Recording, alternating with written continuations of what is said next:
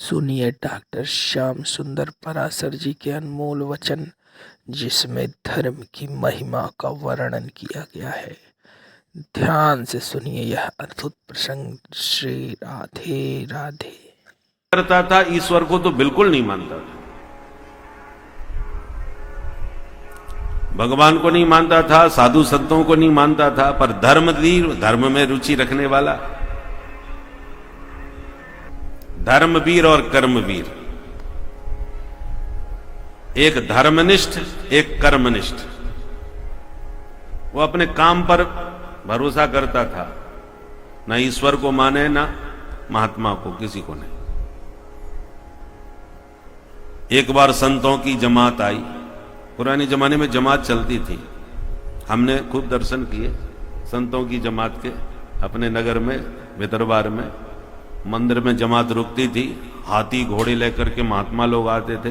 कोई 4 सरकार, कोई 8 सरकार, कोई 14 सरकार, कोई 16 सरकार, 16 सरकार तक होते थे। मैंने देखा उनके महात्माओं के भी अधिकारी होते हैं। कोई नकली महात्मा पकड़ में आ गया, सो उसकी पिटाई करते थे, उसका पूरा पहले बायोडाटा लेते थे, बता तू किस परंपरा का है, कौन से अखाड़े का है। और जब कोई कुछ नहीं बता पाता था तो ये बोले असली हो तो उसको प्रणाम करते थे, उसका सब प्रबंधन करते थे, और फसली हुआ तो पकड़ करके फिर पिटाई करते थे। क्योंकि फसली महात्मा भी होते ना, जहां देखा भंडारा हो रहा है कि कोई कार्यक्रम हो रहा है, सो बढ़िया अपना कपड़े रंग के पहुंच गए, किसी परंपरा से नहीं होते, मनमुखी। तो फर्जीवाड़ा को पकड़ने के लिए महात्माओं की यह जमात चलती थी। भाई कोई फर्जी महात्मा कोई कांड कर दे तो बदनामी तो महात्माओं की होती है कि फलाने बाबा जी ने ऐसा कर दिया। अब वो बाबा जी किस परंपरा का है, किस अखाड़े का है, कुछ नहीं। तो ऐसे फर्जीवाड़ा पकड़ते थे महात्मा लोग। तो जमात आई, महंती जी बड़े जोरदार थे, धर्म रुचि जो था, धर्मवीर, वो संतों के दर्शन करने, आहा अहो भाग्य हमारे, इतने संत हमारे नगर पधारे, महाराज कृपा हो जाए, घर में आपके चरण पड़ जाएं, हमारा घर आंगन पावन हो जाए। बड़ा श्रद्धालु था। महात्मा बोले हाँ आ जाएंगे, कोई बात नहीं, वैसे हम किसी के यहां जाते आते नहीं है, और तुम्हारी श्रद्धा देख करके लगता है कि चले चलेंगे। तो धर्मवीर ने कहा महाराज पर एक समस्या है घर में। क्या? बोला मेरा भाई है, कर्मवीर नाम है, वो अपने काम में मस्त रहता है, साधु संतों में बिल्कुल श्रद्धा नहीं रखता महाराज, बल्कि यूं कहो साधु को देख के चिढ़ता है, भला बुरा कुछ भी बोल सकता है। इसलिए मुझे थोड़ा संकोच लग रहा है कि मैं अपने घर लेके आपको जाऊं और मेरा भैया कुछ उल्टा सीधा व्यवहार कर दे तो आप कहीं नाराज ना हो जाएं, लेने के देने ना पड़ जाएं हमारे। महात्मा बोले बच्चा कोई बात नहीं, हम तो महात्मा लोग हैं, सबकी बातें सुन लेते हैं। बूंद अगाध सही गिरी कैसे, खल के बचन संत सहजे से। दुष्टों की बातें हम महात्मा लोग तो बड़े प्रेम से सहने का अभ्यास है हमको। उल्टा सीधा बोलेगा सुन लेंगे, तुम चिंता मत करो, हम तुम्हारे घर चलेंगे। अरे वाह महाराज, आपकी बड़ी कृपा। तो धर्म रुचि लेके आ गया। कर्मवीर से बोला सुनो, आज संत महात्मा आएंगे, कुछ उल्टा सीधा मत बोलना, सबको दंडवत प्रणाम करना। अरे कुछ मत कर, पर कम से कम बोल भी तो कुछ नहीं, शांति से रहना। महात्मा आ रहे हैं? बोले हाँ। बोले ठीक है, तो मैं जो दिखाए सो करो, बर्बाद कर दो अपनी धन की संपत्ति सब, बाबाओं को खिला पिला करके घर का सुपड़ा साफ किए दे रहे हो, तुम्हें जो मर्जी आवे सो करो, मैं तो कमरे में घुस जाऊंगा, मैं तो उनकी शकल नहीं देखने वाला, जब तक रहेंगे तब तक मैं कमरे से ही नहीं निकलूंगा। और ऐसे करके बड़बड़ाता हुआ कमरे में घुस गया और भीतर से कुंडी मार ली। महात्मा लोग आए, स्वयं पाकी थे, अपने हाथ से बना के पाते थे। महात्माओं ने खूब बढ़िया भंडारा बनाया, और जब पाने बैठे तो घंटों तक तो जय जयकार लगती है महाराज, बामन द्वारे की और जाने कहां कहां तक की, सारे तीर्थों की। 1 घंटे तक जय जयकार करी, वो सुनता रहा कान लगा के कि देखो कैसे चिल्ला रहे हैं, और भीतर ही भीतर बड़बड़ावे उल्टा सीधा, परंतु बाहर ना निकले। अब 1 घंटा तक जय जयकार हुई, उसके बाद भंडारा पाया, और पा करके महंती जी ने कहा कहां है वो तुम्हारा कर्मवीर भाई? बोले महाराज कमरे में घुसा है। भीतर से ही बड़बड़ा रहा है। आप चक्कर में न पड़ो, अच्छा है, बड़बड़ाता रहने दो। आप तो महाराज आशीर्वाद दे और पधारो। नहीं नहीं, महंती जी बोले हम उससे मिल के जरूर जाएंगे। अरे महाराज ना मिलो वही अच्छा है, न क्या बक दे, कोई भरोसा है उसका, महामूर्ख आदमी है। बोले नहीं नहीं, जो बकेगा हम सब सुन लेंगे, पर मिलेंगे जरूर। देखो महाराज मेरी बात मान लो। महंत जी खूब हृष्ट पुष्ट मस्त थे। महात्माओं से कहा अच्छा तुम चलो, तुम सब जाओ, मैं उनसे मिलके जरूर आऊंगा। तो ठीक है महाराज जी। और महात्मा तो सब खा पी करके जय जयकार करके निकल गए और महंती जी चुपचाप घर में ही बैठे रहे। अब वो कान लगाए सुन रहा था कि अब हल्ला गुल्ला शांत हो गया, अब कोई जयकारा नहीं लग रहा, इसका मतलब सबरे महात्मा गए। तब उसने अपने कमरे की कुंडी खोली और जैसी कुंडी खोल के बाहर निकला सो महंती जी तो तके हुए दरवाजे पर खड़े थे। जैसे ही कुंडी खोल के बाहर आया, महंती जी ने पकड़ लिया। हे बाबा क्या करता है भाई, मार डालेगा क्या, तू अभी तक गया नहीं? बोले बेटा तेरे से मिलके ही जाऊंगा, तेरे से मिलने के लिए ही खड़ा था। महात्मा जी तगड़े थे, उठा के पटका और छाती पर बैठ गए। बोले बाबा तू क्या करना चाहते है ये तो बता। बोले बेटा तेरे यहां का अन्न खाया है, तेरे से एक बार तो राम नाम बुलवा के ही जाऊंगा। हम फालतू में किसी का भोजन नहीं करते, जिसका प्रसाद पाते हैं उससे राम नाम बुलवाते हैं। हम तो भजन करते ही हैं, पर जिसका खाते हैं उससे भी भजन करवाते हैं।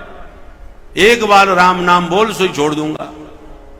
कर्मवीर बोला मेरे को बोलना ही नहीं है, जबरदस्ती है कोई क्या, मुझे नहीं बोलना। बोले बेटा नहीं बोलेगा तो तेरी छाती से मैं हटने वाला भी नहीं, जब तक नहीं बोलेगा तब तक नहीं हटने वाला। अब बेचारा कर्मवीर परेशान, ये तो बाबा मार डालेगा भाई, बहुत खतरनाक महात्मा है, अच्छे बुरे पल्ले पड़े तो जान बची तो लाखों पाए, चलो एक बार बोल ही देते, कम से कम आफत तो टले। इसलिए जब जबरदस्ती बाबा ने जब गला दबाया, सोई चिल्ला के बोला जय श्री राम। सोई बाबा ने कहा बन गया तेरा काम, और उठ के खड़े हो गए और उसको खड़ा करके कहा सुनो, अब तूने जिंदगी में एक बार मेरे कहने से बोल दिया है जय श्री राम, तो इस नाम को कभी बेचना मत, कोई कितना भी कोशिश करे खरीदने की। बोले बाबा तू क्या पागल हुआ है, राम नाम कौन खरीदेगा मेरे से। बोले नहीं मैं बताए दे रहा हूं, कोई खरीदे तो बेचना मत। बोले हाँ नहीं बेचूंगा भैया, तुम बाबा पधारे यहां से। सोई महात्मा आशीर्वाद दे के चले गए। समय पा करके कर्मवीर मर गया। मरा तो महापापी, सीधा यमराज के दरबार में पहुंचा यमदूतों के द्वारा। यमदूतों ने चित्रगुप्त से कहा जरा बताओ इसका खाता क्या है। चित्रगुप्त ने खाता देख करके कहा महाराज ये नंबर 1 का दुष्ट नास्तिक। हां एक काम तो इसने थोड़ा सा जबरदस्ती कर दिया। अच्छा क्या? बोले एक महात्मा ने कृपा पूर्वक इससे जबरदस्ती एक बार राम नाम लिवा दिया, इसके अलावा इसके जीवन में कोई अच्छा काम नहीं है। अच्छा सिर्फ एक बार नाम लिया? बोले हाँ एक बार, वो भी जबरदस्ती, इसने नहीं लिया, महात्मा ने लिवाया। अच्छा चलो कोई बात नहीं। अच्छा तो बता भाई कर्मवीर, तूने एक बार राम नाम लिया है, उसके बदले में तू क्या चाहता है? सोई कर्मवीर को महात्मा की बात याद आ गई, बेचना मत। क्या चाहता है? बोले हाँ जो चाहिए बता। तो कर्मवीर ने कहा पहले ये बताओ ये राम नाम की कीमत क्या है, लेन देन की बात तो मैं तब करूं, मुझे इसकी कीमत का पता लगा, राम नाम का क्या मूल्य है ये बताओ। अब यमराज सिर खुल जलाने लगे कि एक बार राम नाम की क्या कीमत हो सकती है भाई। बोले हमको तो नहीं मालूम, हम तो पापियों को पाप का दंड देना जानते हैं, राम नाम की क्या कीमत है हमें क्या पता। कर्मवीर बोला तो जिसको पता हो उसके पास ले चलो। बोले अच्छा चलो पता लगाते हैं, ले चलते हैं। कहां चलें? बोले इंद्र के पास चलते हैं, वो देवताओं के राजा हैं, पुण्यात्मा हैं, उनको शायद पता हो राम नाम की कीमत। तो कर्मवीर बोला सुनो मैं पैदल नहीं चलने वाला, मेरे लिए कुछ व्यवस्था बनाओ, और चलूंगा तो तुम्हारे कंधे पर बैठ के चलूंगा, ऐसे नहीं जाऊंगा मैं। यमराज बोले बड़ा विचित्र आदमी है भाई, मैं लेके जा रहा हूं तो मेरे कंधे पर बैठ के जाएगा? बोले हाँ, तो मेरी कोई गलती नहीं है, तुम्हें पता नहीं है, कीमत तुम्हें पता लगानी है, तो मुझे यदि साथ में लेके जा रहे हो तो कंधे पर बैठाओ। यमराज ने कहा ठीक है बैठ जाओ, पता चले तो सही आकर के राम नाम की कीमत क्या है। कंधे पर बैठा के पहुंच गए देवराज इंद्र के दरबार में। बोले आओ आओ धर्मराज, कैसे आना हुआ? तो पूरी कहानी सुनाई। इसने जिंदगी में एक बार राम नाम लिया है, बाकी तो बड़ा दुष्ट है। अब ये हमसे पूछ रहा है राम नाम की कीमत क्या है, हमारी समझ में नहीं आ रही। तो हमने सोचा आप देवताओं के राजा हो, आपको पता होगा, तो आपके पास चले आए। कंधे पर बैठ के आया है इतनी दूर से, तो आप बताओ राम नाम की क्या कीमत है? इंद्र ने कहा ये तो पता है कि बहुत कीमत है, पर कितनी कीमत है ये तो मैं भी नहीं बता पाऊंगा। अच्छा तो तुम बताओ फिर कौन बता सकता है? बोले विधाता ब्रह्मा जी को जरूर पता होना चाहिए, वो सारी सृष्टि के कर्ता धर्ता हैं, निर्माता हैं। बोले ठीक, तो चलो। कर्मवीर बोला ऐसे नहीं चलूंगा, पालकी लाओ, तुम दोनों आगे पीछे लगो, तब चलूंगा। तो देवराज इंद्र भी लग गए आगे, एक तरफ यमराज, दूसरी तरफ देवराज, दोनों ने पालकी में बैठाया कर्मवीर को। चले विधाता ब्रह्मलोक में ब्रह्मा जी के पास। जब ब्रह्मा जी ने देखा आओ आओ भाई धर्मराज यमराज, कैसे आना हुआ, तो पूरी कहानी उनको भी सुनाई। बोले महाराज हमने सोचा आप सृष्टि के कर्ता धर्ता हो, आपको पता होगा, इसलिए आपके पास लेके आए। इसको बताओ राम नाम की क्या कीमत है? ब्रह्मा जी बोले राम नाम तो हम भी जपते हैं, पर कीमत को तो हम भी नहीं जानते। एक राम नाम की क्या कीमत हो सकती है, हमको नहीं मालूम। तो फिर आप बताओ किसको मालूम होगा?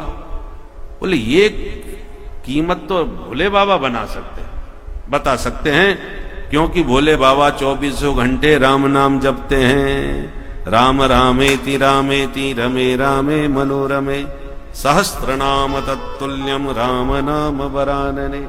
24 घंटे राम नाम के जापक हैं, उनको जरूर पता होगा। तो ब्रह्मा जी से कहा तुम भी लग जाओ पालकी में, तो बाबा को भी लगा दिया। ऐसे करते कर्मवीर पहुंच गए सीधे भोले बाबा के पास।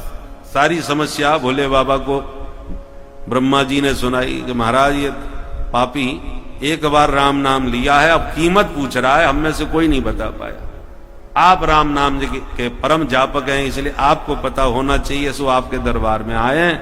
हे धूमेश्वर बाबा आप ही बताओ अब क्या है राम नाम की कीमत? भोले बाबा ने कहा राम नाम तो मैं खूब जपता हूं, पर कीमत का तो मुझे भी नहीं मालूम भाई। लो आपको भी नहीं मालूम, तो फिर किसे पता होगा? महादेव ने कहा जिसका नाम है उसी को पता होगा भाई, हम क्या जाने। हम तो उनसे प्रेम करते हैं इसलिए उनका भजन कर रहे हैं, कीमत तो जिसका नाम है वही जानेगा। तो फिर चलो वैकुंठ में। कर्मवीर बोला बाबा तो आप भी लग जाओ पालकी में। अब तो ब्रह्मा शंकर इंद्र यमराज सब दो आगे पीछे लेकर के कर्मवीर को पहुंच गए वैकुंठ में। बोलो वैकुंठनाथ भगवान की जय।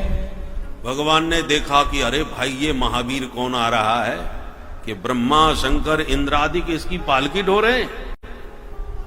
ये पुण्यात्मा कौन है भाई? बोले बाबा किसको लायो कंधे पर बैठा के? बोले बाबा ने कहा कछु मत पूछो महाराज, ये महादुष्ट महापापी एक महात्मा ने जबरदस्ती गला दबा के इससे एक बार राम नाम बुलवा दिया। अब ये पूछ रहा है मेरे एक राम नाम की कीमत बताओ। अब आप ही बताओ महाराज, हम आपके नाम की कीमत क्या बता सकते हैं इसको, इसलिए आपके पास लाए। अब आप बताइए आपके नाम की क्या कीमत है?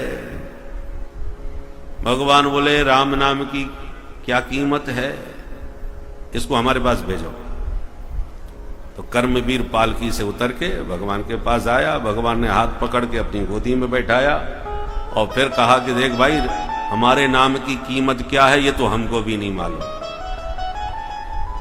आपको भी नहीं मालूम, तो फिर कैसे पता चलेगा? भगवान बोले राम नाम की इससे बड़ी कीमत क्या हो सकती है कि ये नंबर 1 का पापी दुष्ट जीवन में कोई अच्छा काम नहीं किया, कोई धर्म कर्म नहीं किया, परंतु फिर भी एक बार राम नाम वो भी जबरदस्ती लिवाया गया, तब उसका चमत्कार है कि ये तुम जैसे देवताओं के कंधे पर बैठकर आज वैकुंठ में आ गया और वैकुंठ में आके मेरी गोद में बैठ गया। इससे बड़ी राम नाम की कीमत और क्या हो सकती है? कहो कहाँ लगी नाम बड़ाई, कहो कहाँ लगी नाम बड़ाई, कहो कहाँ लगी नाम बड़ाई, कहो कहाँ लगी नाम बड़ाई, राम न सदही नाम गुण गाई, राम न सदही नाम गुण गाई, राम न सदही नाम गुण गाई, राम न सदही नाम गुण गाई, कहो कहाँ लगना, कहाँ लगना, कहाँ लगे नाम बड़ाई। तो प्रभु के नाम की अद्भुत महिमा है। स्वयं परमात्मा भी अपने नाम की महिमा का निरूपण नहीं कर सकते।